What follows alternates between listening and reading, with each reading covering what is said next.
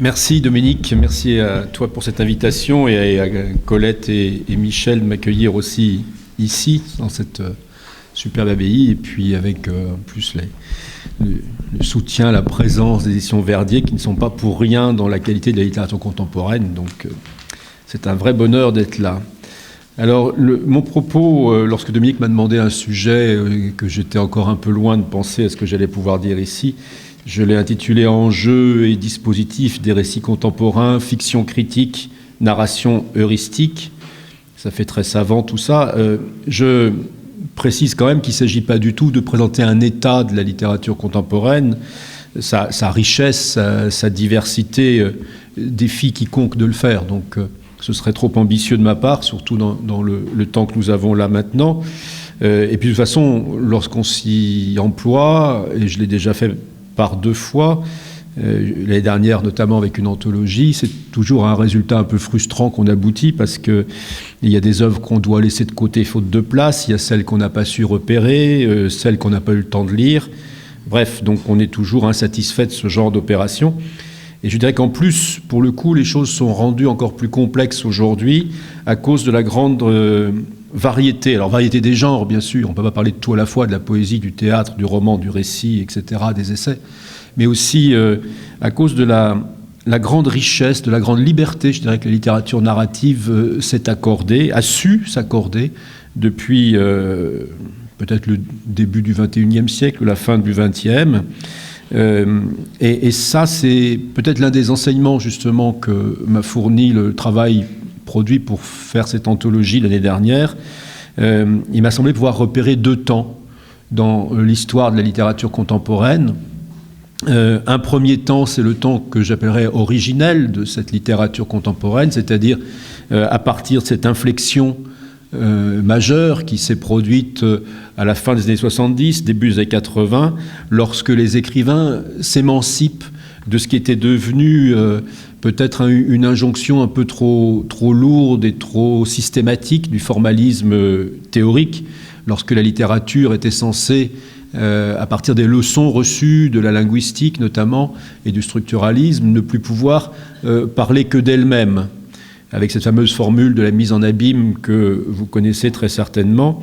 Et à partir de cette fin des années 70, début des années 80, la littérature redevient transitive.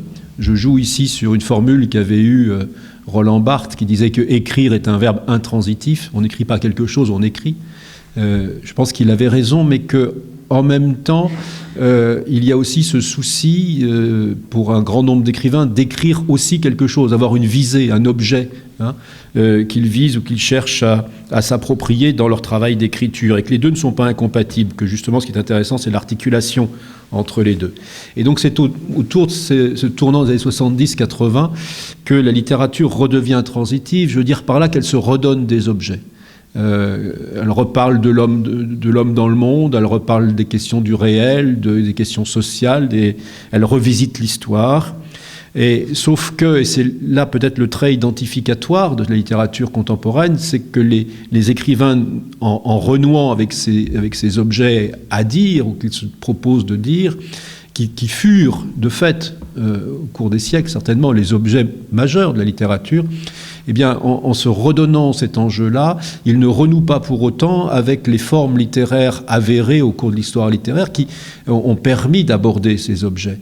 Et de ce point de vue-là, ils ne renouent pas, par exemple, avec le réalisme tel qu'il s'est installé au XIXe siècle. Ils ne renouent pas avec le roman historique qui a connu ses belles heures aussi dans cette même période.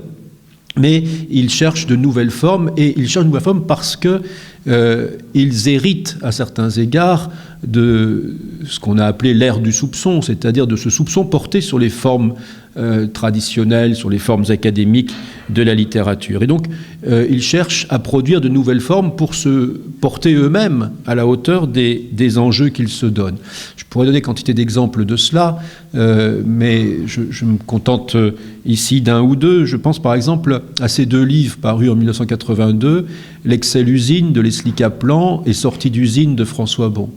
On ne se rend pas compte aujourd'hui à quel point le simple fait de mettre usine dans un titre au début des années 80 était presque un scandale pour la pensée esthétique de l'époque, qui pensait au contraire que la littérature ne pouvait pas être une représentation du réel. Ces écrivains-là produisent le réel, ils ne le représentent pas, et ils le produisent en allant chercher des formes littéraires dans la modernité aussi bien.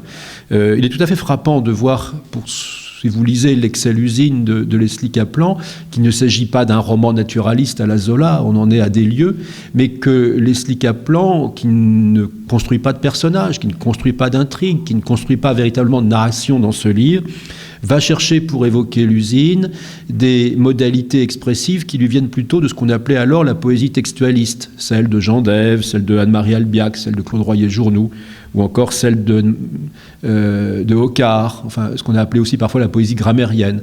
Et donc on voit comment des formes modernes, des formes produites par les avant-gardes, servent finalement de boîte à outils, entre guillemets, si vous me permettez, au profit d'autres formes d'enjeux, d'autres formes d'ambition littéraire.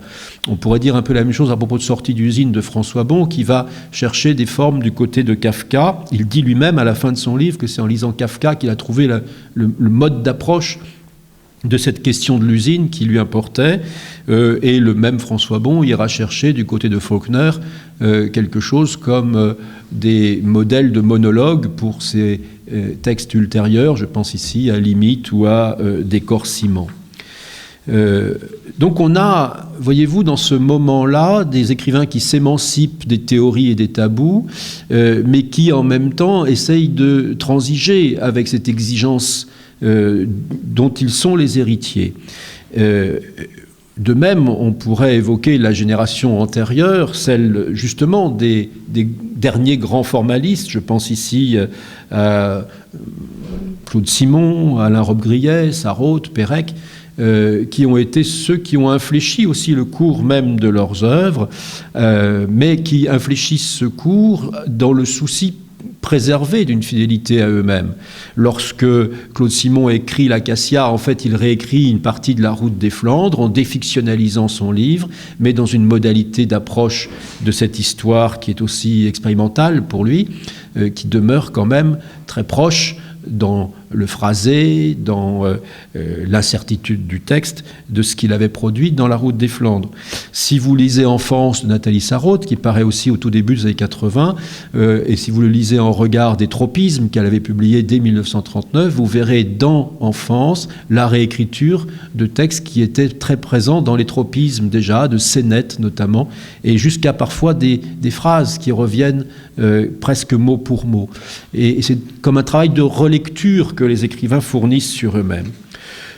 Donc ça, c'est en gros le premier temps, si vous voulez, ces deux générations, l'une qui infléchit le cours de ses œuvres, l'autre qui cherche des formes nouvelles pour rejoindre des objets que la littérature avait un peu perdu de vue. En revanche, à partir de la fin du XXe siècle, début de notre XXIe siècle, des écrivains plus jeunes, eux, n'ont pas à fournir ce travail d'émancipation vis-à-vis des théories et des tabous, parce que ces théories n'ont pas pesé aussi fortement sur eux, d'une part, et d'autre part parce que les écrivains de la génération précédente, les Michon, les Quignard, les François Bon, les Annie Ernaux, et on pourrait multiplier les noms ici, et Schnoz, enfin avec des esthétiques et des pratiques très différentes, ont contribué à les libérer. Et donc, les écrivains plus jeunes, et dans l'anthologie, c'est vraiment ce que j'ai remarqué en constituant la dernière partie de l'anthologie, ont moins de scrupules pour renouer avec le personnage romanesque, avec l'écriture de l'émotion, le pathos, si l'on veut. On pourrait dire qu'ils abordent la forme narrative et ses usages avec une beaucoup plus grande liberté. Et là, on pourrait aussi évoquer une quantité de noms de jeunes écrivains qui produisent des œuvres, je crois, tout à fait fortes et importantes, et dans des genres très différents. On peut penser à Mélisse de Kerangal, je pense ici à Corniche Kennedy, Naissance d'un pont ou Réparer les vivants. On peut penser à Mathieu Riboulet, qui est publié ici aux éditions Verdier, à Christian Garcin, ou à Enzo Cormand qui réinvente le roman épique, par exemple, ou le roman artiste. Et donc, vous voyez qu'il y a cette grande licence que les écrivains se donnent d'aller revisiter des formes sans sentir peser sur eux les oukases d'une certaine théorie des années 60-70. Il est donc, je crois, tout à fait ambitieux et irréaliste de présenter quelque chose comme un panorama de la littérature actuelle. Et donc ce que je voudrais faire dans le cours de ce propos, c'est essayer de discerner au sein de cette littérature une tendance qui me semble une tendance insistante, qui dessine des formes tout à fait singulières, tout à fait étonnantes, et qui peut s'inscrire dans ce que j'appelle assez volontiers des fictions critiques, c'est-à-dire des textes qui relèvent de la fiction, en déplaçant d'ailleurs le sens du mot fiction, j'y reviendrai en fin de propos, mais une fiction qui porte un regard critique sur un certain nombre de réalités. Pour situer cela, je dirais que c'est une littérature qui s'envisage comme recherche, et peut-être plus précisément d'ailleurs comme enquête, parce que la recherche peut être aussi une recherche uniquement formelle. C'est Butor qui disait que le roman était une recherche, vous le savez. Donc une littérature qui se conçoit comme recherche et comme enquête, et non plus comme représentation ou comme imagination. Et de ce point de vue-là, on voit apparaître un ensemble d'œuvres qui esquisse quelque chose comme une troisième voie, si vous voulez, indépendante de cette traditionnelle dichotomie qu'on oppose souvent entre littérature de représentation d'un côté, le réalisme et tous ses avatars, et littérature d'imagination de l'autre, l'invention, selon toutes les formes qu'elle peut prendre. Alors, cette présence de l'enquête dans la littérature, cette troisième voie, si on essaie d'y réfléchir un peu, on se rend compte qu'elle est finalement déjà là dans un certain nombre de formes apparues au début des années 80, dans ce moment décisif que j'évoquais tout à l'heure, d'inflexion esthétique. Elle est en effet au principe de formes que nous avons, en travaillant les uns et les autres sur ces corpus-là, cru pouvoir dégager. Par exemple, ce que j'ai appelé les récits de filiation. C'est, pour vous donner des idées de ça, c'est La Place d'Annie Ernaux, ou Une femme, qu'elle a écrit un peu plus tard. Ce sont les Chants d'honneur de Rouault, ce sont les Vies minuscules aussi bien de Pierre Michon, c'est-à-dire ces textes qui produisent une enquête sur l'ascendance biologique, généalogique des écrivains, et qui manifestent par là qu'une transmission ne s'est pas faite. Alors parfois elle ne s'est pas faite pour des raisons qui sont liées à l'histoire. Les parents ont disparu, emportés par la guerre, et notamment il y a là un grand nombre de textes qui sont écrits par ce qu'on peut appeler les enfants de la Shoah, les enfants des parents assassinés par le nazisme. Mais il y a aussi des récits de filiation qui sont liés à des questions de pure problématique sociale, indépendamment de ces problématiques historiques. C'est le cas d'Annie Ernaux, et qui doit, lorsqu'elle a le sentiment d'être passée dans un autre univers social, produire quelque chose comme une enquête pour restituer la figure de son père puis de sa mère. Une autre forme apparue aussi au tout début des années 80 ou à la toute fin des années 70, c'est la forme des fictions biographiques. On peut penser à Claude Louis Combet, qui essaye de reconstruire ces figures de chrétiennes primitives, à Gérard Massé, je pense à Vie antérieure par exemple, mais aussi à son travail sur Champollion dans le dernier des Égyptiens, à Pierre Michon également, avec les vies de peintres que vous connaissez dans Vie de Joseph Roulin ou dans Maître et serviteur. Et là encore, les textes sont très nombreux. Il y a même des collections qui sont ouvertes pour accueillir ce genre de textes.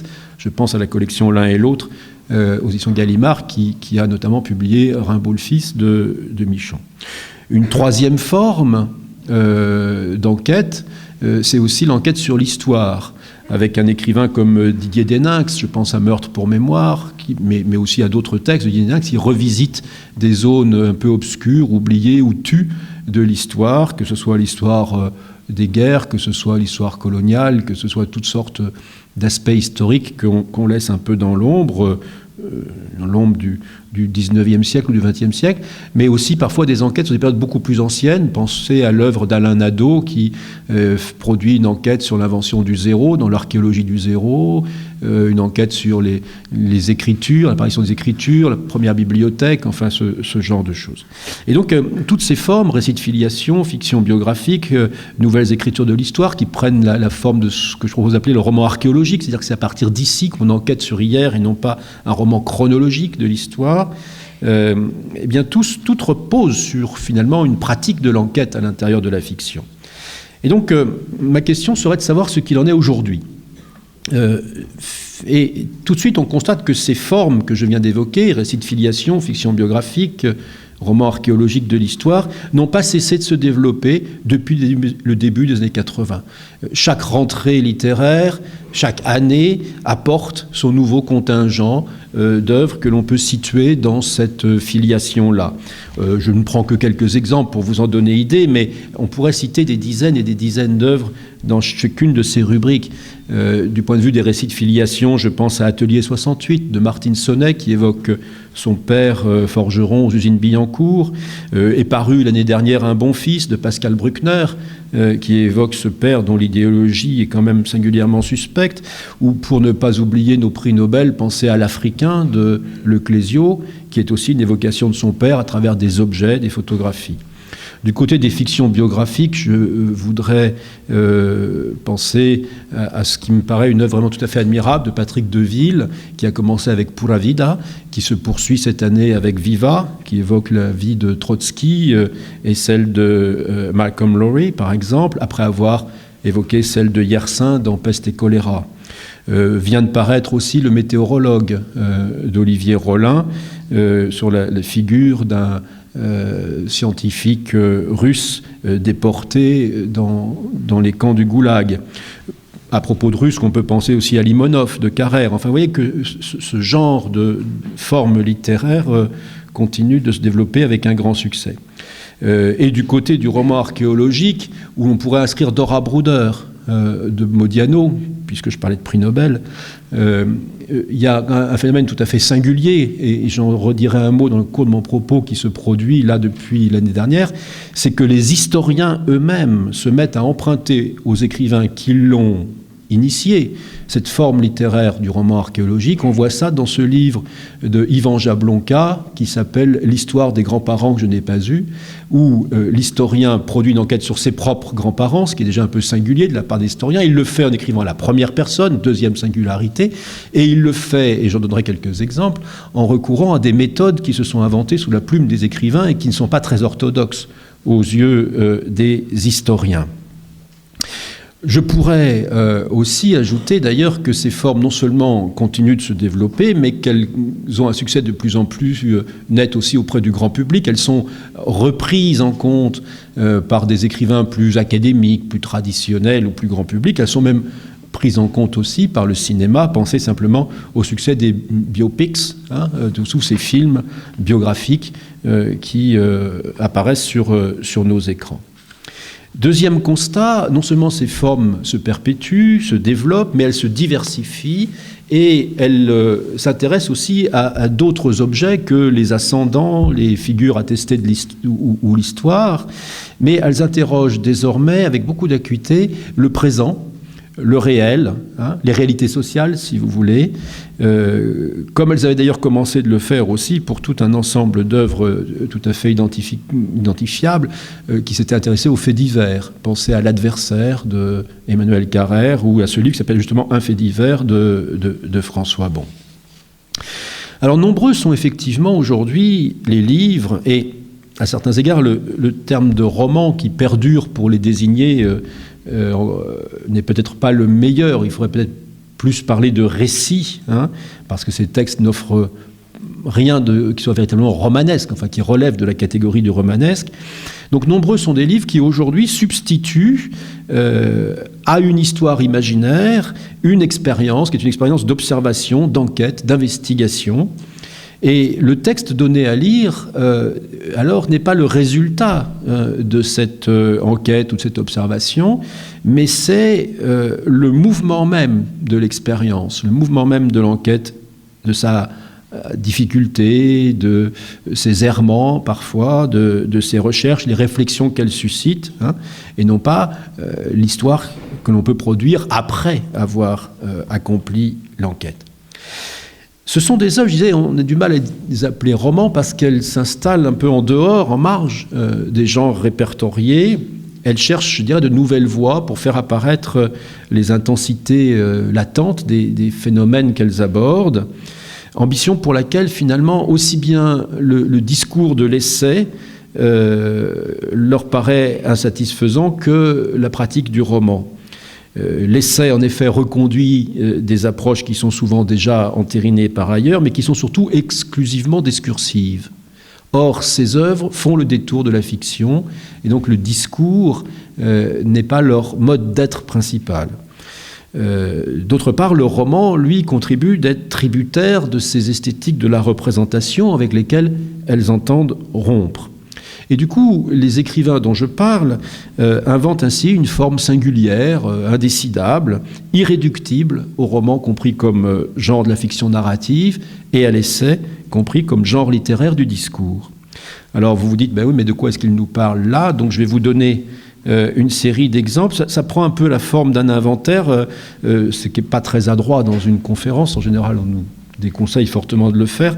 J'y sacrifie quand même, et je voudrais que vous le preniez comme des invitations à la lecture, des suggestions d'achat dans la librairie à côté, pour mesurer justement ce qu'il en est de ces livres. Et en même temps, si je procède à l'inventaire, c'est aussi pour vous faire prendre conscience de leur multiplicité, à la fois de leur quantité, de leur variété, que vous vous rendiez compte qu'il y a là un massif, un ensemble d'œuvres qui contribuent à créer quelque chose, à créer un nouvel espace dans la littérature française au moins.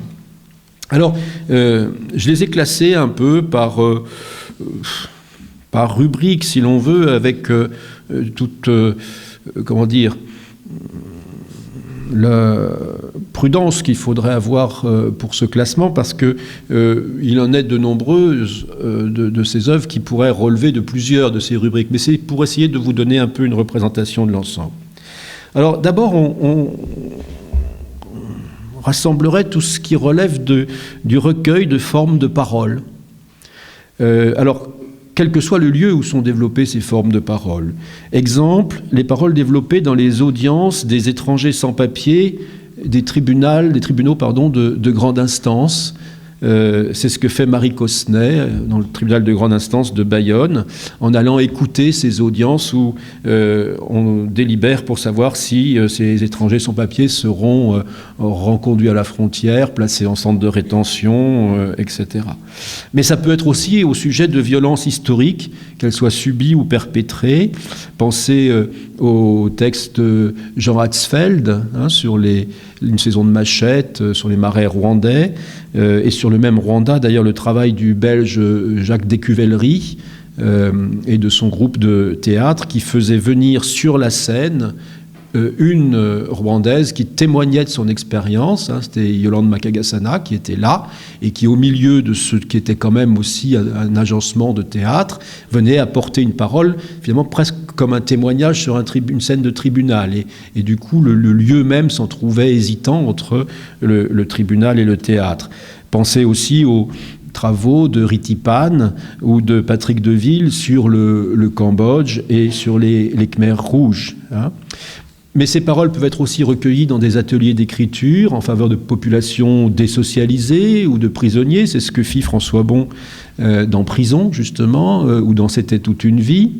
Ça peut être aussi dans une clinique où l'on traite la maladie d'Alzheimer. C'est ce que fait Olivia Rosenthal, ou encore dans d'anciennes pompes funèbres. Et c'est toujours Olivia Rosenthal dans ce livre qui s'appelle « Viande froide », sous-titré « Reportage ». Elle prétend inventer ici ce qu'elle appelle des architectures en parole ou architectures de parole. On est bien dans ce recueil de la parole. Elle le fait aussi à propos des films qui ont pu marquer des vies, des consciences, des émotions, dans ce livre qui s'intitule « Ils ne sont pour rien dans mes larmes ». Vous avez aussi une réflexion sur la parole telle qu'elle circule dans les médias. Je pense au livre de Patrick Bouvet, Shot ou Direct, ou encore de Mark Weissman dans ses notes sur la terreur. Deuxième ensemble, ce serait celui qui est constitué par le parcours d'un territoire social, que ce territoire social soit précisément délimité. Le premier qui a fait ça, c'est sans doute Georges Perec, avec la place Saint-Sulpice. Mais c'est aussi Jean Rollin, Jean Rollin qui décide de faire le tour des zones suburbaines de Paris, qu'est-ce qu'il y a derrière le périphérique, et de circuler à pied d'hôtel en hôtel et de noter ce qu'il remarque, les conversations qu'il a, ce qui s'y passe. Il y a un livre très intéressant dans cet esprit-là, c'est le livre de Vasset qui décide de prendre la carte IGN de l'Île-de-France, de voir où il y a des zones blanches. Vous savez, comme les explorateurs autrefois avec la carte de l'Afrique qui n'était pas encore complètement dessinée, et d'aller voir ce qu'il y a dans ces zones blanches. Et dans ces zones blanches, il trouve des friches industrielles, des terrains vagues, des lieux abandonnés qui sont parfois colonisés par des populations plus ou moins interlopes, et il tente d'en rendre compte. À l'intérieur de Paris, cette fois, c'est Thomas Clair qui visite le 10e arrondissement avant de visiter son propre appartement dans un livre paru l'année dernière. Martine Sonnet, que j'évoquais tout à l'heure pour Atelier 68, a produit aussi un livre sur la gare Montparnasse. Marilyn Desbiol s'est intéressée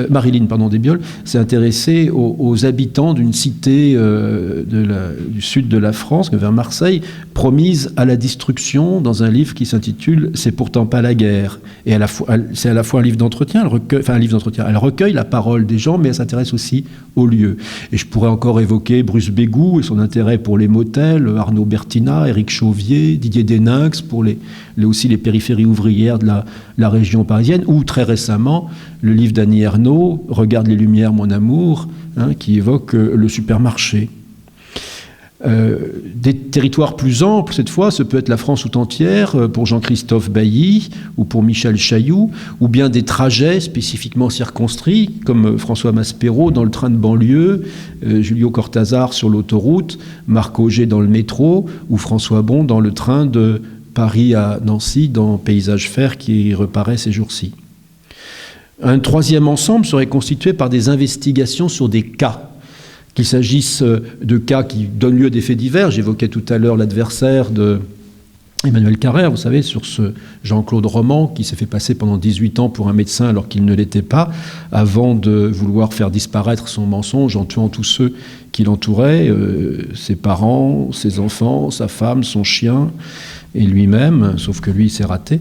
C'est le cas aussi, c'est peut-être moins connu, de Nicole Malinconi qui a enquêté sur la femme de ce pédophile belge dont vous vous souvenez très, très certainement. Investigation sur des cas encore, c'est un livre très très surprenant d'Éric Chauvier qui s'appelle « Anthropologie ». Et je ne sais pas si vous avez eu l'occasion de découvrir ce livre. Éric Chauvier fait une expérience que nous avons tous faite, hélas, arrêté à un carrefour, une jeune femme vient lui demander un peu d'argent et il n'a pas envie de lui en donner, il fait semblant de ne pas l'avoir. Et puis, un peu travaillé par le scrupule, le remords de cette attitude, il se demande comment réagissent les autres à ce type de circonstances et il se débrouille pour repasser en voiture au même feu rouge, avec dans sa voiture différentes personnes qui exercent des populations sociales ou liées ou des intellectuels qui réfléchissent à des questions sociales de cet ordre-là, et il observe comment chacun réagit, les propos qu'il tient, les types de discours, ce qui l'affecte de prendre comme attitude, etc. Jusqu'au jour où, repassant encore une fois à ce feu rouge, cette jeune femme ne vient pas lui demander de l'argent. Et d'un seul coup, une sorte de culpabilité saisit le narrateur, il se demande ce qu'elle est devenue, il se sent coupable de cette disparition qu'il n'a pas su prévoir, empêcher, et il se met à faire une enquête pour savoir qui était cette jeune femme et pourquoi elle a disparu, comment est-ce qu'on peut la retrouver. Ce qui est tout à fait intéressant, c'est que ce travail-là, qui est donc à la fois un dispositif expérimental et puis en même temps une sorte de roman policier, on cherche qui était cette jeune fille, s'appelle Anthropologie. Et je reviendrai dans un instant sur cette porosité entre les sciences humaines et la littérature. On pourrait évoquer encore dans le même esprit l'enquête que fait Virginie Littard sur les enfants d'une génération engagée en 68, ou encore les enquêtes et observations de Jean Rollin auprès des chrétiens de Palestine, les observations des rituels sociaux dans l'enterrement de François Bon, ou bien le rassemblement de portraits individuels de différentes natures sous la plume d'Yves Pagès. Un quatrième ensemble serait la collecte de documents historiques. Là encore, c'est Pérec peut-être qui a donné le modèle de cela dans le travail qu'il fait avec Robert Bobert sur Ellis Island. Mais ces documents historiques servent beaucoup à ces fictions biographiques que j'évoquais tout à l'heure, à ces trajets de vie. Patrick Deville, je l'ai évoqué pour Yersin, pour Trotsky et pour Malcolm Lowry, mais il le fait aussi à propos des explorateurs en Afrique, Sarvognan de Brazza par exemple. Il y a aussi cette ethnologie culturelle à laquelle se livre Gérard Massé ou à certains égards Pierre Bergougnoux, à partir des masques Pellier, et toutes les extrapolations ethnologiques d'ailleurs sur lesquelles se livre Bergougnoux à son propre sujet. Vous auriez un cinquième ensemble qui évoque surtout le monde du travail, qu'il s'agisse d'un monde abordé d'un point de vue familial, historique ou sociologique. On peut penser ici à François Bon, bien sûr, que j'ai évoqué tout à l'heure à ce sujet, mais aussi à Aurélie Filippetti, qui réfléchit sur le monde des mineurs de l'Est de la France, dernier jour de la classe ouvrière. Martine Sonnet, je l'ai évoqué, mais aussi Jean-Paul Gou, qui était parmi nous l'année dernière, qui a travaillé sur les usines de la région de Montbéliard. Et cette saisie, elle est tout à fait intéressante parce qu'elle va se modeler parfois sur des paradigmes de type ethnologique. C'est le cas de la centrale d'Elisabeth Filiol qui évoque ces populations qui sont chargées de nettoyer les centrales nucléaires lorsqu'elles sont à l'arrêt et qui se déplacent d'une centrale à l'autre à travers la France pour le faire, un peu comme les compagnons du Tour de France autrefois, les compagnons du devoir. Et on sent bien que ce modèle ethnographique lui sert d'instrument d'élucidation de ce qu'elle est en train de décrire. Mais cette enquête sur le monde du travail, j'en reviendrai un instant, passe aussi par l'étude des pratiques langagières mises en œuvre dans le monde du travail, quel qu'il soit. C'est le cas de Thierry Bestingel, ou de Jean-Claude Massérat, par exemple. Et donc là, les modes d'approche sont aussi extrêmement divers. Ça peut être sociolinguistique, ça peut être ethnographique, ça peut être sociologique, ça peut être strictement familial, comme lorsque François Bon évoque dans Mécanique la figure de son père. Voilà donc un ensemble de lectures programmées pour votre hiver. Je voudrais dire que cette diversité de champs et de pratiques permet à la littérature d'avancer ses propres conceptions sur ces objets-là. Elle peut découper son domaine d'investigation comme elle le souhaite, recueillir informations et paroles à sa guise, imaginer ses propres dispositifs, construire les situations de rencontre ou de dialogue dans une plus ou moins grande proximité avec ce qui se fait par ailleurs dans les sciences humaines et sociales, en sociologie, en ethnologie. La question de l'entretien, par exemple, puisque j'ai commencé par cet exemple-là, et de la transcription de l'entretien n'est évidemment pas aussi réglée en littérature qu'elle l'est en sociologie. Pensez à la préface que Pierre Bourdieu donne à La misère du monde, où il explique très précisément quelles sont les modalités qu'il faut mettre en œuvre pour cela. Et donc cette évidente proximité avec les sciences humaines et sociales mérite d'être interrogée, d'autant qu'elle contribue à des effets, je le disais tout à l'heure, de porosité, d'interférence entre les disciplines. On remarque cela de manière très très nette, j'en donne simplement deux séries d'exemples, en sociologie et en histoire. En sociologie, vous avez peut-être vu paraître au mois de janvier de l'année dernière cette entreprise du Parlement des Invisibles, lancée par Rosan Vallon, et la collection de petits livres qui est associée à cette entreprise, de récits de vie, où l'on voit cohabiter des récits de vie comme celui que j'ai évoqué d'Annie Ernaux tout à l'heure, Regarde les lumières, mon amour, donc écrite par des écrivains. C'est le cas aussi de Bégodeau ou de Bégou qui publient dans cette même collection, mais aussi d'autres qui sont recueillis auprès de personnes anonymes, les fameux infâmes dont parlait Michel Foucault dans les années 70-74, lorsqu'il envisageait de recueillir des vies des hommes infâmes. Il fallait bien entendre par infâme des gens qui n'avaient pas de fame, c'est-à-dire pas de réputation, fama, qui étaient des inconnus, des anonymes, du même ordre que ceux qui ont intéressé le travail de la micro-histoire née en Italie autour de Giovanni Levi, Carlo Ginzburg, Edoardo Grendi et quelques autres, ce qu'on a appelé la microstoria, c'est-à-dire cette façon de prendre des anonymes dans l'histoire et d'essayer de reconstituer ce qui pouvait être leur vie. Cette façon de retourner au récit de vie n'est pas sans rapport non plus avec ce que pratiquait l'école de Chicago aux États-Unis au début du XXe siècle. En histoire, ce sont les livres de gens comme Patrick Boucheron, publiés ici chez Verdier, qui essayent de trouver les moyens de dire cette rencontre dont aucun document ne vient attester entre Machiavel et Leonardo da Vinci. C'est aussi le livre de Stéphane Audouin-Rousseau qui s'intitule « Quelle histoire ?», qui est paru il y a un peu plus d'1 an maintenant, et qui est sous-titré justement « Un récit de filiation ». C'est-à-dire que Audouin-Rousseau dit explicitement dans le sous-titre qu'il donne à ce livre qui porte sur son père, sa figure de son père et plus lointainement celle de son grand-père, dit explicitement qu'il a emprunté une forme littéraire. Alors que lui est historien et qu'il avait peut-être les moyens en historien d'investiguer cette situation. Et puis j'ai évoqué tout à l'heure le livre d'Ivan Jablonka, l'histoire des grands-parents que je n'ai pas eu, et qui lui aussi fait plusieurs fois le détour par les modalités littéraires pour se porter à la rencontre de ces figures absentes. Donc les terrains abordés par les œuvres littéraires que je commente là coïncident bien sûr parfois et souvent même avec ceux qui font par ailleurs l'objet d'enquêtes sociologiques, de l'ethnologie du proche, le monde du travail, la maladie, le fonctionnement de la justice, les marges urbaines, les populations désocialisées, les franges déshéritées du monde, le quotidien, les territoires, et aussi plus ponctuellement peut-être avec l'histoire, l'ethnologie des lointains ou l'enquête en histoire immédiate. Mais ce qui caractérise les œuvres littéraires, c'est qu'elles le font évidemment avec une beaucoup plus grande liberté.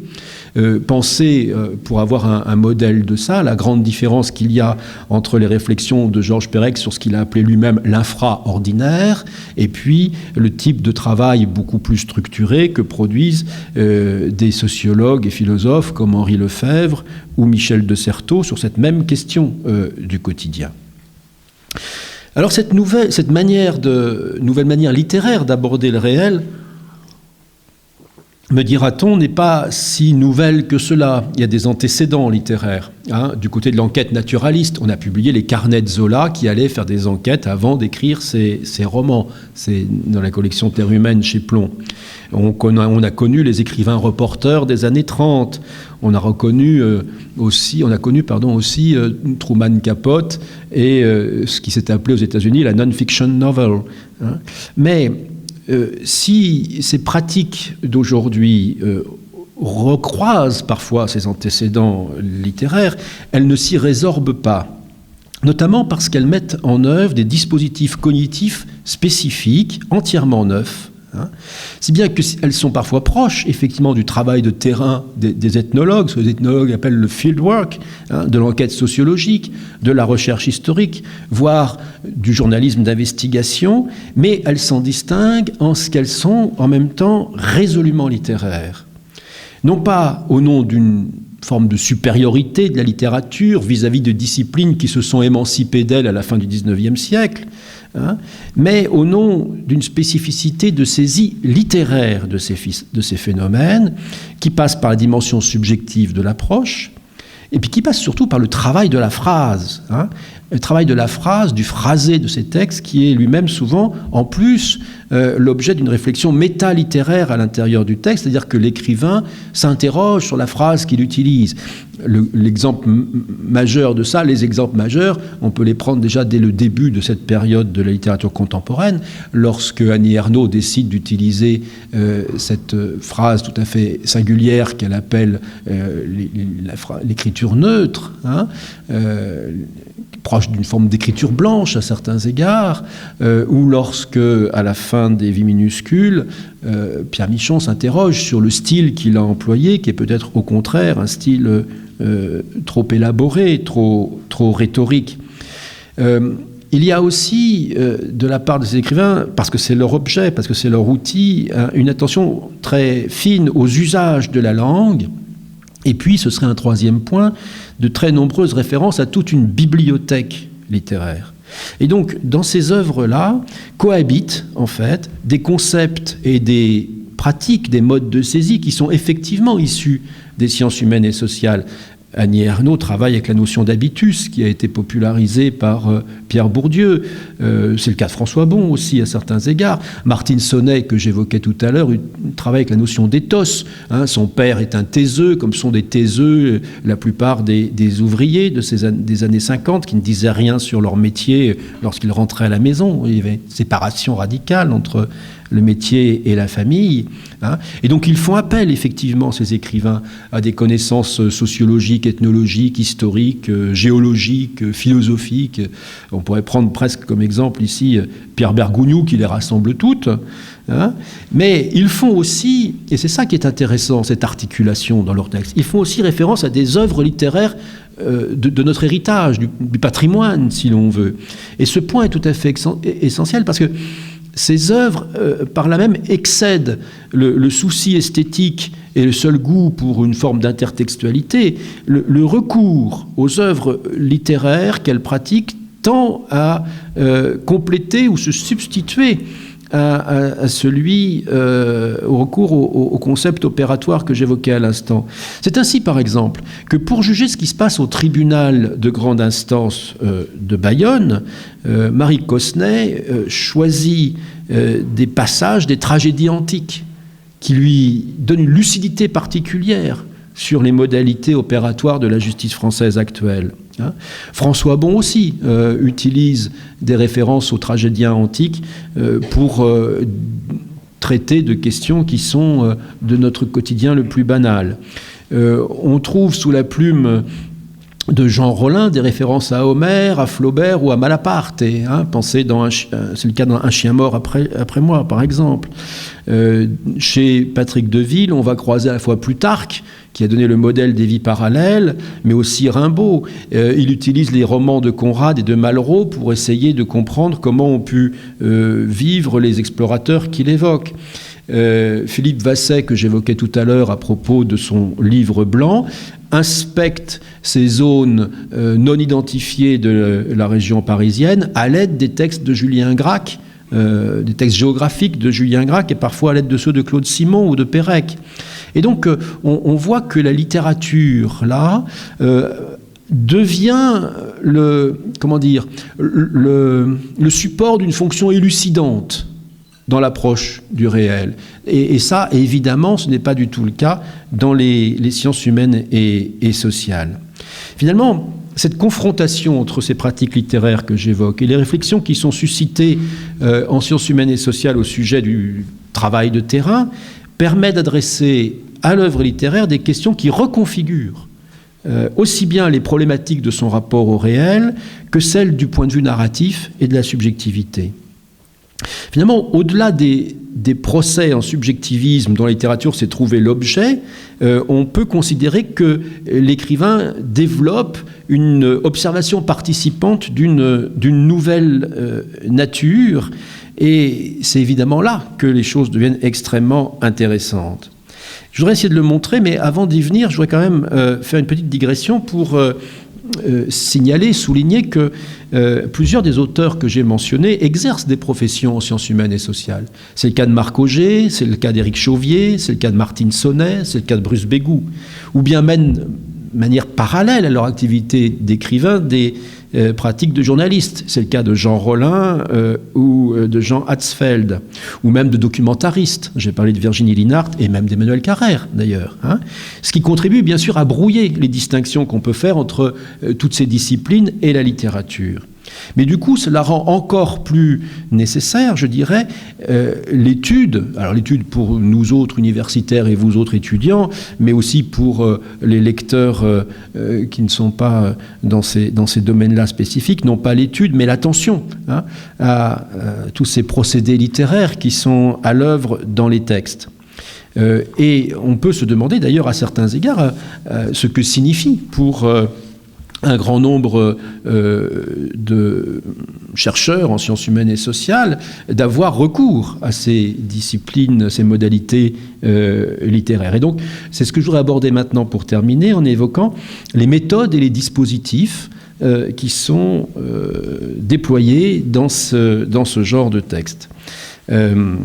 Alors, je précise d'abord que c'est justement là que quelque chose aussi d'assez nouveau s'opère.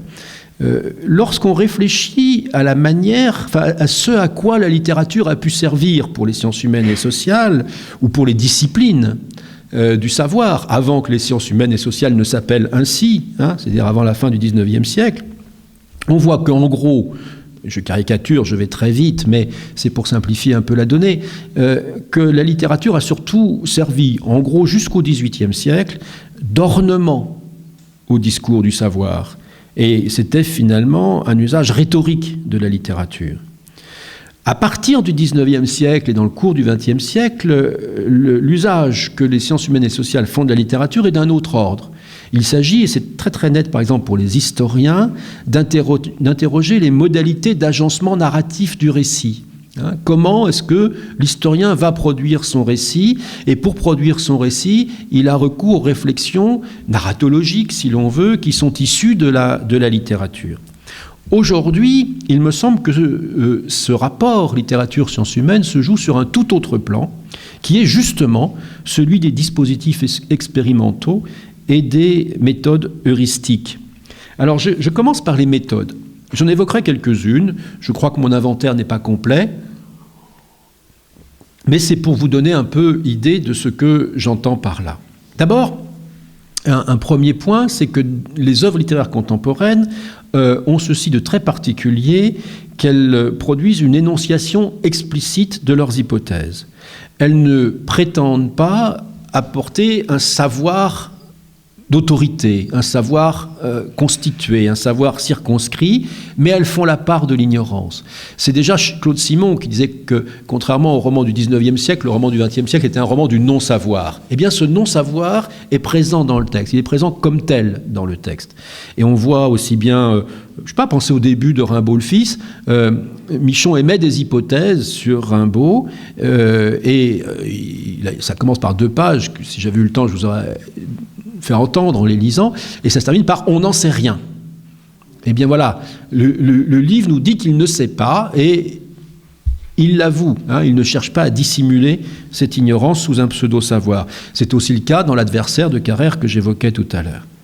Deuxième méthode, c'est le recours aux documents. Il y a une insertion dans l'œuvre littéraire de toutes sortes de documents, de recours aux archives, aux lettres, aux photographies.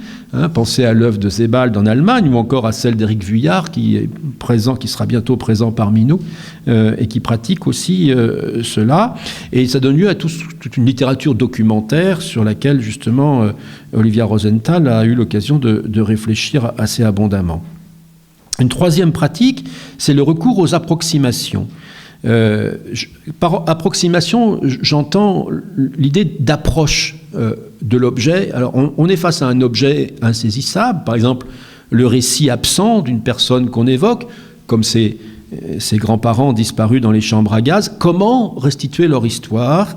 Eh bien, on va faire appel à des textes qui témoignent du même genre d'expérience et on va considérer que ces autres textes valent pour le récit absent, qu'ils en tiennent lieu.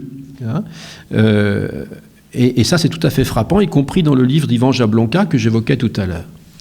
Une quatrième méthode, une quatrième stratégie, c'est ce que j'appelle la superposition. Je pense ici, par exemple, et je crois que c'est un exemple très connu par vous tous, au parcours parisien de Patrick Modiano qui superpose son propre présent au lieu traversé par Dora Bruder. J'ai joué dans le même square quand j'étais enfant, j'ai habité sur le même boulevard, etc. Et donc cette référence, vous voyez, à une expérience personnelle permet d'instruire de l'intérieur une expérience autre que forcément on ne peut pas connaître autrement. C'est du reste l'un des traits majeurs d'un grand nombre de récits de filiation ou de fiction biographique que de procéder ainsi. Et cela va parfois par assez loin. La superposition n'emprunte pas forcément uniquement à l'expérience même de l'écrivain. Elle peut aller chercher ses références ailleurs. Vous en connaissez, j'imagine, un exemple parmi les plus célèbres, ou les premiers, c'est celui de Pierre Michon dans Vie minuscule, que j'évoquais tout à l'heure, lorsqu'il cherche à donner à voir le départ de son personnage, André Dufourneau, une scène dont plus personne ne peut témoigner au moment où il écrit, eh bien il se la figure, c'est le terme, à l'aide d'un tableau de Greuze, je cite, « J'imagine une composition dans la manière de Greuze, quelques départs de l'enfant avide, nouant son drame dans la grande cuisine paysanne que la fumée boucane comme un jus d'atelier. » Et on pourrait presque commenter cette phrase, si on en avait le temps, en voyant sa chute. Le jus d'atelier, c'est le terme pictural. C'est-à-dire que non seulement le tableau s'est substitué à la scène absente, mais le texte se met à commenter le tableau plus qu'il ne commente la scène absente. Une cinquième méthode, c'est celle de la prétérition. Pour le coup, ça, c'est une grande figure littéraire, vous le savez bien. Et je fais exprès d'aller choisir mon exemple ici, dans ce texte d'Ivan Jablonka, dont j'ai dit déjà un mot tout à l'heure, parce qu'il me paraît tout à fait remarquable que la prétérition s'introduise ici dans un livre qui est quand même un livre d'histoire, et qui d'ailleurs a reçu des prix, de la part des historiens. Il s'agit donc d'évoquer là le départ du grand-père de l'historien Jablonka, qui s'appelle Mathès, et qui a dû fuir la Pologne parce qu'il était poursuivi à la fois pour ses opinions communistes, et puis surtout parce qu'il était juif, et que commençaient à se répandre les exactions contre les Juifs. Et Jablonka n'a réussi à trouver aucun document sur la manière dont son grand-père est passé de Pologne jusqu'en France. Et voici comment le texte s'écrit à ce moment-là, je cite. « J'ignore quel tortillard bondé, quel express Mathès attrape ensuite, quelle gare déserte ou pleine de paysans il traverse, quels inconnus il croise, au cours de quelle tribulation. Je ne sais rien des ruelles où il se faufile la nuit, aux aguets, dans son costume fripé. » J'ignore, je ne sais rien, mais en même temps, toute une figuration a été donnée par le texte, et nous autres lecteurs, nous le voyons, ce Mathès, en train de courir après un train, de sauter dedans, d'errer dans des gares désertes, de se faufiler la nuit dans les ruelles. C'est-à-dire que le travail de la prétérition permet de dire quelque chose quand on ne sait rien, tout en disant qu'on ne sait rien. C'est quand même éminemment littéraire et pas très historien. Mais ça a eu lieu dans le texte, et du coup, le texte est nourri de l'intérieur par cette pratique. L'ignorance, ici, on l'entend, ne se traduit plus par une absence. Elle n'est plus contrainte au silence, comme dans ce livre que vous connaissez peut-être de Gérard Wagman, qui s'appelle L'Interdit, un livre qui porte aussi sur la Shoah, et qui est un livre constitué de pages blanches, avec simplement des notes en bas de page qui désignent l'absence du texte premier, qui nous disent qu'il n'y a rien à lire. Là, au contraire, Wagman était plutôt dans une lignée qui serait celle de Blanchot, enfin d'Adorno à la limite, vous voyez, de ce silence qu'impose la Shoah à la littérature. Là, au contraire, nous avons des images, nous avons des figurations possibles, mais avec le scrupule de dire qu'on ignore et qu'on ne sait pas. Et Jablonka dit « ce n'est qu'une conjecture dans mon cerveau », mais néanmoins, le texte a eu lieu. Il a permis de donner une figure à l'insavoir. Autre trait caractéristique, c'est la visibilité du narrateur. Non seulement celui-ci s'énonce à la première personne, il se met en scène dans son présent, dans son enquête, dans ses errements. Il fait l'effort de se préserver, de recourir à la fictionnalisation romanesque, et il le dit quand il est tenté par elle. Je reprends un passage du même Jablonka. « Mais peut-être suis-je trop obsédé par les chasses à l'homme de l'hiver 1943, les aboiements des bergers allemands, la panique, les bunkers dynamités, les cadavres au détour du chemin. » Ça, c'est quoi ? C'est toute la filmographie de la Seconde Guerre mondiale qui nous l'a apporté, et qui, d'un seul coup, vient comme en parasite s'installer dans le travail même de l'écrivain, dont on requiert habituellement plutôt une neutralité et une méfiance vis-à-vis de ces parasitages-là. Cette présence du narrateur se marque par toutes sortes de figures qu'on appelle dans notre jargon narratologique des métalepses, c'est-à-dire ces figures où d'un seul coup le narrateur fait une intrusion inattendue dans son récit pour nous en montrer les coulisses, les ficelles, pour que nous ne soyons pas dupes de ce que nous lisons. Et le même Jablonka, par exemple, parle de cette fois sa grand-mère, et c'est au moment où un instant de bonheur, d'éclaircie se manifeste dans sa vie. Il écrit, elle s'appelle Idésa. Idésa rêve, Idésa sourit. Évidemment, il n'en sait rien. Et donc il écrit très précisément, Idésa rêve, Idésa sourit, je la fais sourire. Et en disant cela, évidemment, il fait irruption dans son propre texte, il nous détourne de cette crédulité qui pourrait être la nôtre en lisant son passage, mais en même temps, nous avons vu Idésa sourire et rêver. Hein. Cette formule-là est bien la formule d'un écrivain qui est très conscient de son geste et de la liberté qu'il se donne, et elle vient encore directement de Pierre Michon, qui l'utilise dans Les Vies minuscules ou dans Vie de Joseph Roulin, où d'un seul coup Michon dit « C'est un homme de peu de profit pour parler de peinture, il me convient ». Voilà. Donc l'écrivain installe une sorte de dialogue direct avec son lecteur par-dessus l'œuvre qu'il propose. Cette réflexion, qui est donc une réflexion d'ordre méta-littéraire, nous la trouvons très souvent dans les textes des écrivains que j'évoque. En voici un passage dans Viande froide de Rosenthal, c'est pour préparer à sa venue. La périphrase est un moyen comme un autre d'échapper momentanément à une pensée qui, au moindre accès de faiblesse, atteindra l'endroit précis où ça fait mal. Et voyez une façon de commenter la figure de style qu'elle vient d'évoquer, qui était « aux pompes funèbres, on ne dit pas cercueil, on dit boîte, on dit mettre en boîte, on ne dit pas tombe, on dit trou, on dit mettre au trou ». Donc nous avons effectivement cette pratique-là qui me semble tout à fait particulière, et je donnerai une dernière méthode qui est aussi très insistante chez les écrivains, c'est l'attention portée au phénomène de langage en usage dans le corps social, aux évolutions de la langue, à l'apparition de nouveaux termes, au dévoiement des anciens, et plusieurs d'entre eux, Marie Cosnet, Éric Hazan, Éric Chauvier, Thierry Benstingel, se rendent très très attentifs à cela. C'est le cas aussi d'Olivia Rosenthal, je ne vais pas la laisser tomber comme ça, Olivia. Dans ce même livre, je lis par exemple, qu'est-ce que c'est là ?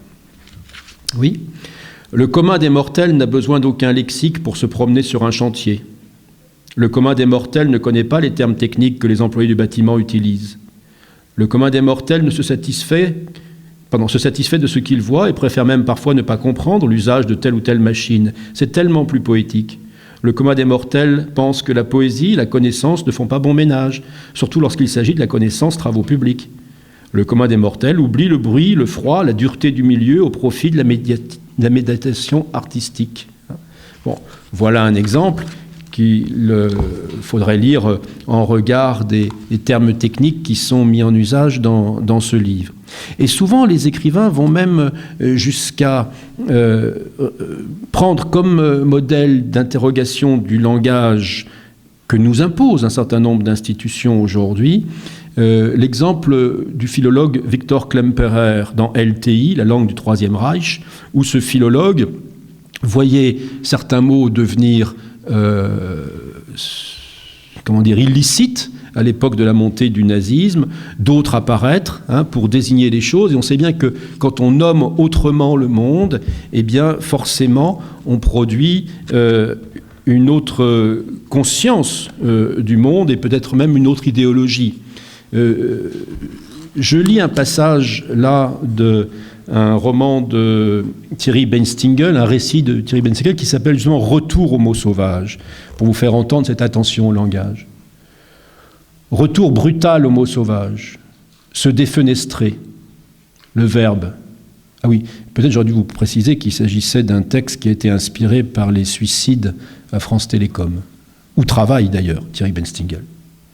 Retour brutal aux mots sauvages, se défenestrer, le verbe, l'action, l'infinitif, le définitif, le mélange d'une terrible grammaire. D'abord l'élan du pronom avant le verbe, Pronom réfléchi, réflexif, adressé à soi-même, se mordant la queue. Puis réfléchi au sens de prudent, circonspect, pensé, imaginé, ordinaire, déductible, rapidement devancé, doublé, débordé, devenu extraordinaire. Enfin, réfléchi comme son propre visage reflété dans une vitre, qu'on reconnaît à peine tant la douleur le déforme. Comment en est-on arrivé là? Vouloir traverser le miroir, transgresser, sauter, bondir, passer, dépasser, outrepasser, trépasser. Escalader, monter, grimper, enjamber, basculer, sauter, descendre. Et les mains. Tourner la poignée, manœuvrer la crémone, ouvrir les deux battants ou basculer le châssis en rotation sur pivot, grande moitié basse vers l'extérieur, petite moitié haute vers l'intérieur, tellement de styles de fenêtres et le vocabulaire précis, voir les charnières métalliques sur le bâti dormant, remarquer le couvre-joint, le double vitrage, apercevoir une trace de peinture sur le bois, constater le lisse soyeux du PVC, dernière pensée, dernière constatation matérielle, à peine une seconde, puis l'envol. D'autres lois physiques, la claque de l'air, la pesanteur, l'accélération. Derrière, les cris, la vague agitation, un hurlement que le souffle du vent atténue. Enfin, le silence. Se défenestrer devant ses collègues. Pronom irréfléchi, pronom annihilé pour qui les mots ont disparu, reste le devant les collègues. Marqué à tout jamais, devant. Comment vivre à nouveau ensemble? Celui qui a vu hurler son voisin de bureau, celle qui a vu son responsable se précipiter trop tard et sa main qui se referme, crispée sur le vide. Après, les mots n'ont plus d'importance, aucune importance. Le directeur qui parle de suicide et qui affirme que ce n'est pas pire qu'ailleurs. Le ministre qui suppute que le climat social en est finalement apaisé. Mensonge en songe ou vérité hantée par ce qui se dit, s'échange, s'accélère, forme une actualité reprise, ressassée, journaliste, spécialiste, personne autorisée, psychologue, sociologue, homme de la rue, ménagère de moins de 50 ans, minorité exclue, majorité incluse, citadins avisés, provinciaux égarés, Pékin moyen, la boule des mots s'agglomère, anf, grenouille qui veut se faire aussi grosse que le bœuf, phrase éclatée, assassine, disséquée, reprise, comparée, on lit des commentaires idiots, des opinions tranchées, on rit parfois pour conjurer sa peur. Je vous rappelle que le président directeur général de cette société parlait de la mode des suicides. Un mot maintenant sur les dispositifs, et je termine par là.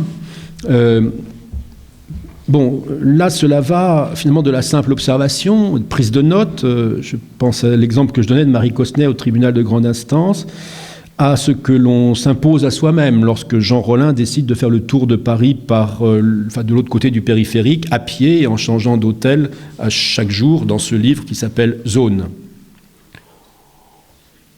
C'est aussi ces visites systématiques de lieux qui ne sont pas identifiés que j'évoquais avec Philippe Vasset dans un livre blanc, ou bien ces conférences happening que donne Jean-Yves Joannet dans son encyclopédie des guerres.